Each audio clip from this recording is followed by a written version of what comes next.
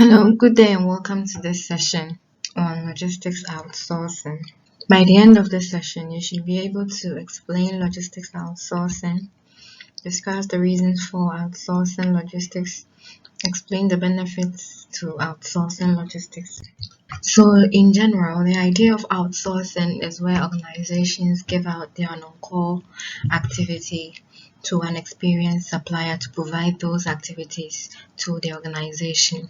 When we say an activity is non-core, it means those activities that the organization doesn't really dwell in, that those activities that do not occupy a huge chunk of the organization's revenue, or those non-core activities are those activities that do not depict the reason for the organization's existence.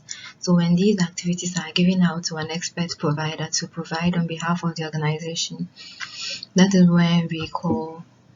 what we term as outsourcing. So in essence, organizations outsource their non-core activities to be able to take advantage of the knowledge and expertise as well as the economies of scale that those specialized suppliers have in their industry, so that the organization can be able to have their time to focus on their core competencies. So usually non-core activities are those that add extra cost to the organization, and they are termed as extra cost because that is not the main reason for the organization's existence. So sometimes organizations consider that investing or continually engaging in those non-core activities would add on extra cost to the organization's cost of operations. So in that instance, they decide to outsource some of these non-core activities so that they can focus on their core activities and enhance their performance while taking advantage of those benefits that they will seek to reap from their specialist suppliers.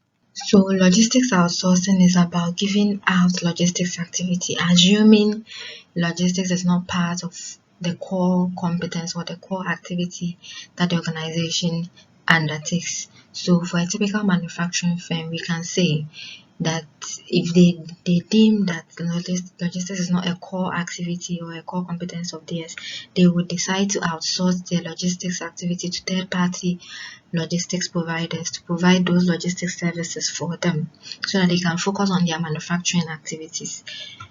So when an organization is deciding to outsource a given activity in their business, they have to consider whether that activity is core to the business or not, or that activity is key to their business survival or not.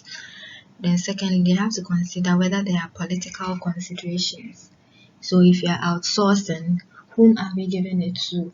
The person that we are outsourcing it to, is there potential conflict of interest between them and someone who is within the organization, such that assuming the procurement officer or the marketing officer is yearning for a given specific supplier, there might be a cause of alarm because organizations are supposed to be independent and objective in their signing of contracts or their awarding of contracts. So are there any political considerations in the decision to outsource or not? And then you also have to do a cost benefit analysis to determine whether there are potential cost savings in the outsourcing activity and whether this cost savings would be significant enough to warrant outsourcing that core activity or that non-core activity. Then finally, the organization has to consider whether they are capable and compatible partners in the market, because as you outsource, you have to also be working along some of these specialist suppliers. You have to determine their compatibility and capacity to execute that non-core activity for you, and then you also have to know if they are even available in the end to be able to provide that outsourced activity for the organization. So if it should be noted that after considering the prior elaborated points, then you determine that the company has internal expertise which creates value for the company beyond what the market or the suppliers or the outsource providers can provide, then it means that that work should remain in-house, because if in the end we can get significant value from outsource performing that activity in-house, it means it wouldn't make sense, economic sense, to outsource that activity to an external party. So in that instance, it means that work should remain in-house, whilst those companies who do not have the expertise should consider outsourcing as a viable option for their organization. So, Capgemini survey recommended top 5 reasons why companies do not outsource. And the first one is that companies will not outsource logistics activities when they deem it to be a core competence within the organization. Then, the second reason is that companies will not outsource when they feel like cost reduction would not be experienced from outsourcing a given logistics activity. Then they will not outsource when logistics is too important to consider outsourcing.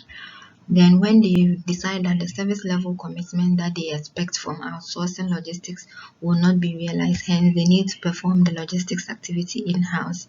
And then logistics will also not be outsourced when corporate philosophy does not recognize outsourcing in the organization's philosophy. So organizations outsource based on, or the decision to outsource is usually based on the suitability of that activity, whether it required to be outsourced or not, the profile and culture of the potential supplier or service provider for the outsourced activity, the impact of outsourcing on the remaining business, its significance. If it will be low, then it means the organization would decide to outsource. But if the impact would be high in terms of their losses, it means that they wouldn't outsource at all. And then the cost and risks are all considered before the decision to outsource is finally arrived at.